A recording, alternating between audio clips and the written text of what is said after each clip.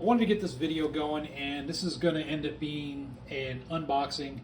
The reason is my sight tool at home is not made well enough to pull off Springfield sights. If you don't know, Springfield sights are notorious for being hard to take off. That is applicable to the Echelons, the XDs, and the XD M Elites.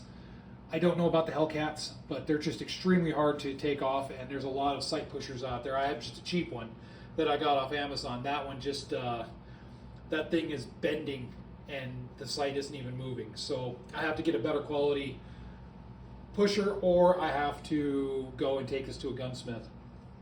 But until I get that done, I wanted to talk about it. So this is from Excess Sights. They sent this to me to talk about. This is their green Springfield Echelon sight. The cool thing about this sight right here is it's marked for Echelon, but I've been doing some research, and it looks like the Echelon sights, at least the factory Echelon sights, will fit on the XDs and the XDM. They all have kind of the same dovetail, the same profile. So I may try that with these. Keep in mind these are marked for the Echelon, that's what they're for, but I may try and throw these at some point on either an XDM or my XD Mod 3, which is in my carry rotation. But that's a little bit later on down the road. So I just kind of wanted to show this to you, just so you got to get an idea of the quality of the sight. Excess Sights has been around for a minute, and yeah, there's some extra stuff they have right there. But they've been around for a minute, and they do a good job with basic sights. This right here is just some red Vibertite, the red thread locker. So if you want to throw some thread locker on something, you can do so. But this right here is a dovetailed sight. This is the dovetailed front sight right here. And then you have the rear sight.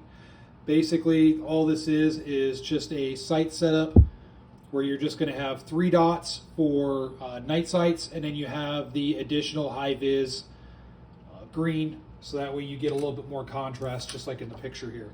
So there's nothing really crazy about these sights. There's nothing really new or crazy, but it just looks like a good high-quality set of sights that you can throw on your Echelon or possibly your Springfield XD.